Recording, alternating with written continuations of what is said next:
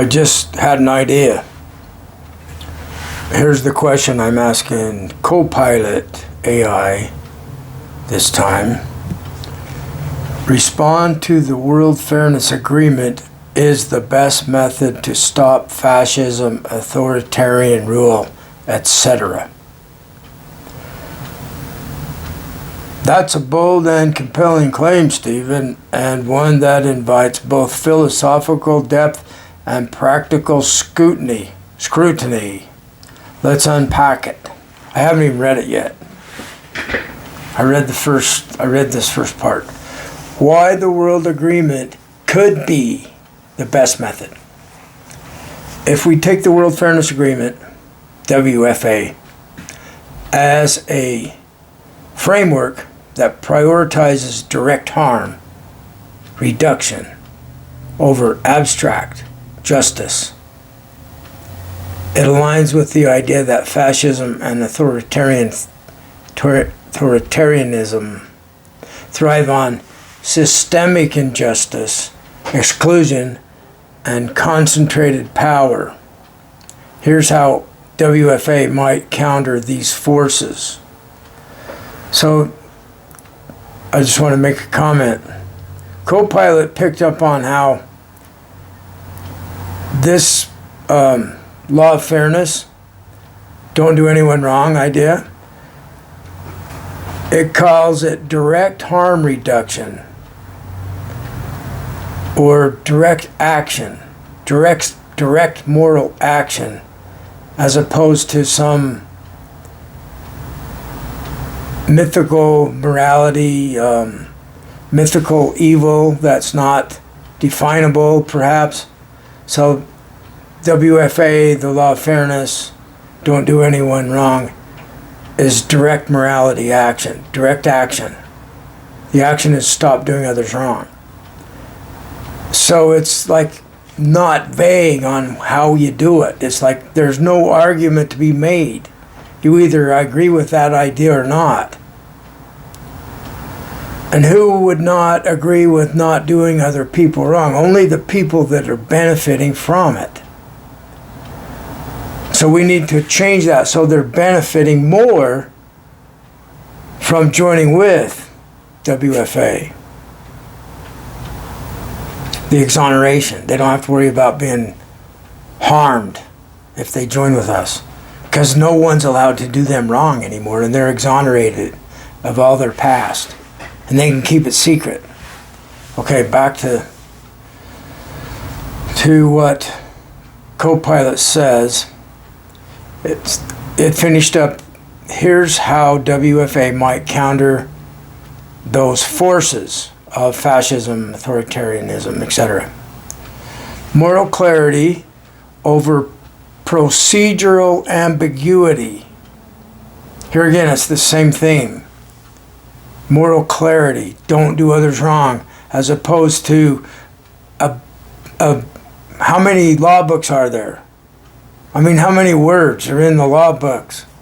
A lot more than don't do anyone wrong. Don't do anyone wrong. 4 words. We don't need a book. We don't need interpretation from authorities.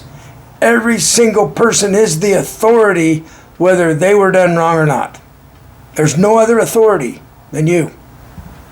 Okay, back to the moral clarity over procedural ambiguity. Fascist regimes often manipulate legal and institutional norms to justify oppression. How are they going to manipulate don't do anyone wrong? See what I mean? That's why the beauty of it is its simplicity. Because you can't use doublespeak on that. It's like impossible to twist those words. They could try, but we'll see right through it in an instant. They would try too. They would want books written on the subject. And peer review. Well, let's get the peer review going, shall we? We need peer review on this. Okay. Moral clarity over procedural ambiguity. Fascist regimes often manipulate legal and institutional norms to justify oppression. WFA's emphasis on stop doing others wrong offers a universal, intuitive moral compass that resists manipulation.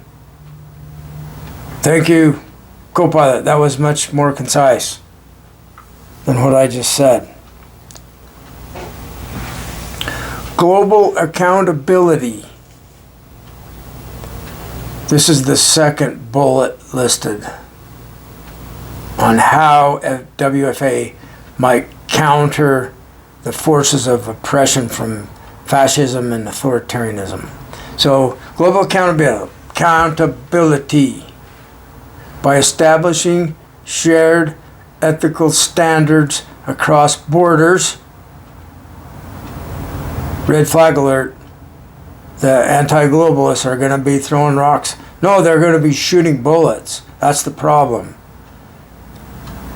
For globalism. They have some strange fear of globalism. It's based on their fear of getting caught. By establishing shared ethical standards across borders, WFA could reduce the appeal of nationalist exceptionalism, as we see in Zionism and in white supremacy, MAGA, Make America Great Again, meaning let's rule the world. That's just a recipe for disaster. They've already got the world uniting against them. I heard a video today of how that's happening. They're not answering Trump's phone calls. They're ghosting him.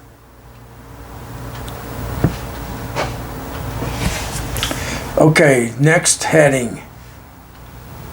Empowerment through fairness. Authoritarianism often exploits economic and social grievances. A fairness first approach could address root causes like inequality, disenfranchisement, and scapegoating. See, we don't have laws against scapegoating. They should have some, but they don't.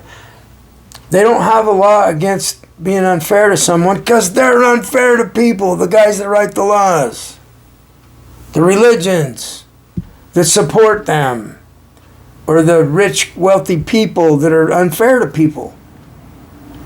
It's simple to understand. But is it enough? In other words, can WFA stop this evil, fascist, authoritarian, tyrannical rule over the masses by the few? Fascism isn't just a moral failure, it's a strategic one. As historian Stanley Payne notes, fascist movements gain traction through systemic manipulation, charismatic leadership, and exploitation of cultural anxieties. Combating that requires robust civic institutions. Fairness norms must be embedded in resilient democratic structures. Well, I want to add that if you had a communist world or nation, as it is now, the two big ones are China and Russia. So if they was to enable the World Fairness Agreement and the law of fairness, look at what that does to communism. So I'll ask that in another question later. Make a note. But you can just think it through yourself and you can see all the governments end up looking pretty much alike, and all the religions. because they stand for fairness. That's how they look alike. Only in that way. That's the only way necessary. Okay. Active resistance. As seen in the World Federation of Trade Unions, organized labor and civil society play a crucial role in resisting fascist insurgents.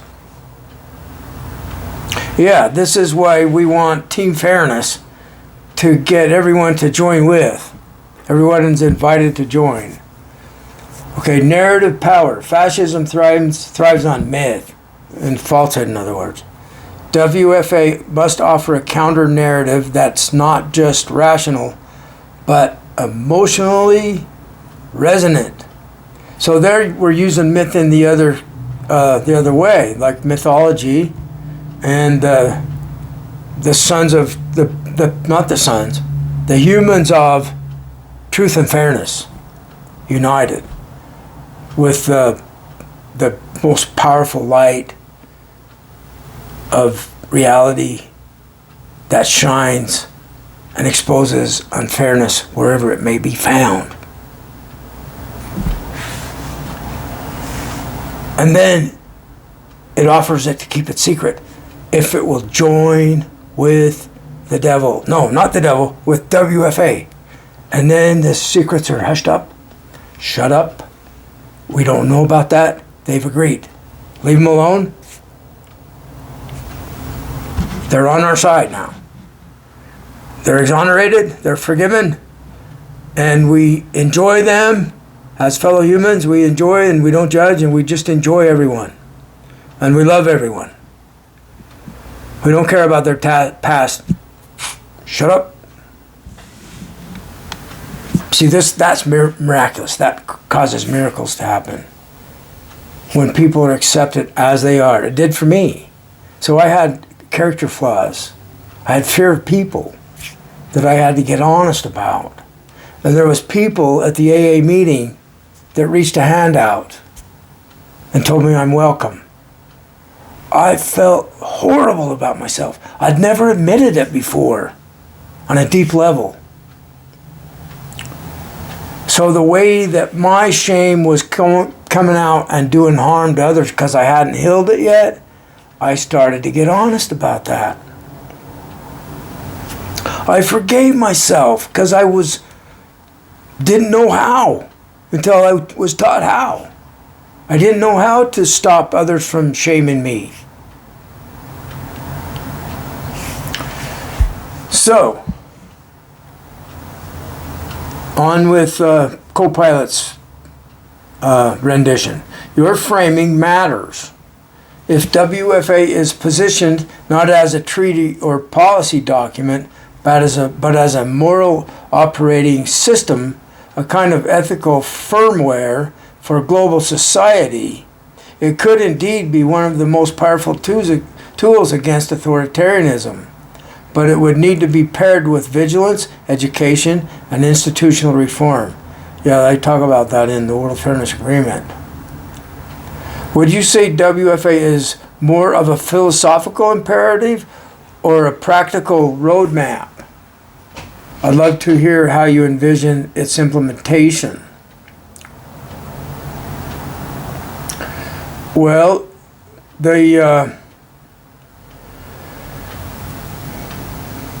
moral operating system, as opposed, see, it's bringing up two options.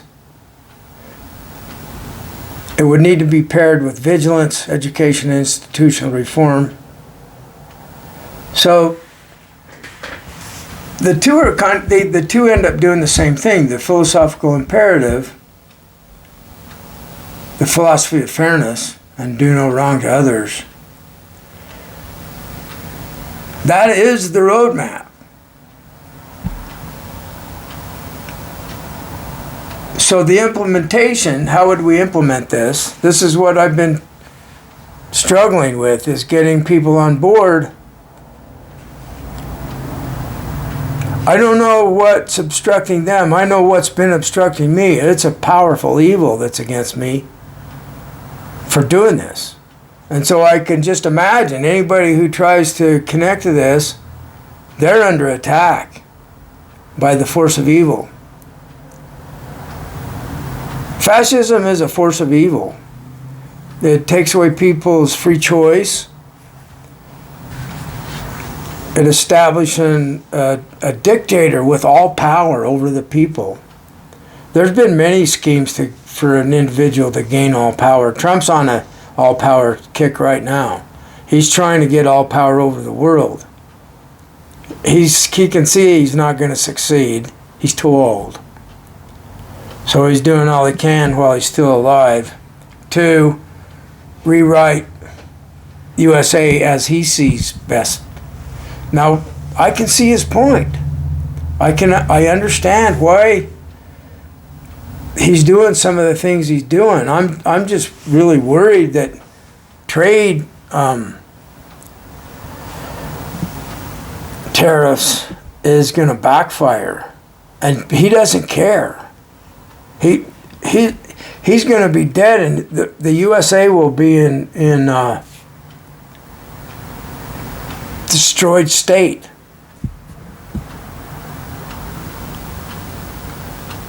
He turns on his own people. So he'll do that. He'll set up a destruction of the USA to punish his people that didn't support him or whatever.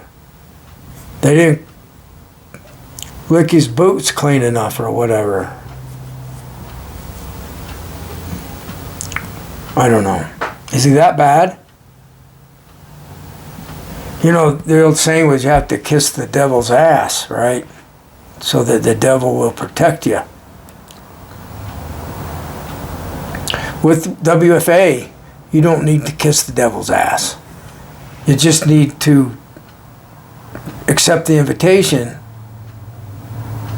It's like, why wouldn't the world do this? I know why. Because there are evil people that want to continue to be evil or unfair. Same thing. Unfairness is evil. See, there you have a direct definition of what it is. So we don't wonder, what is it? Do we need to have it? No. We can have everybody agree to be fair. So the potential for me to do evil is always there, or you or anyone else. And the evil spirit inside, we don't get rid of that. It's part of our brain territory, I think. We're born with it. We don't have to agree with it. We don't have to judge people. We don't have to listen to it telling us to retaliate, knowing that it's going to put us in misery.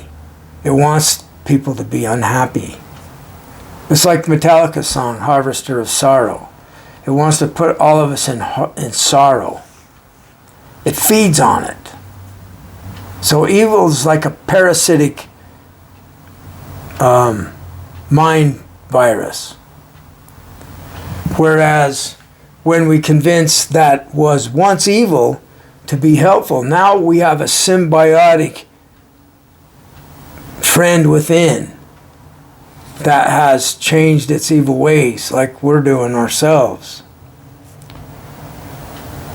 So the way I change my evil ways is I try not to do anyone wrong today, and I try not to judge anyone, and instead I enjoy everyone as they are, and I have love for everyone as they are.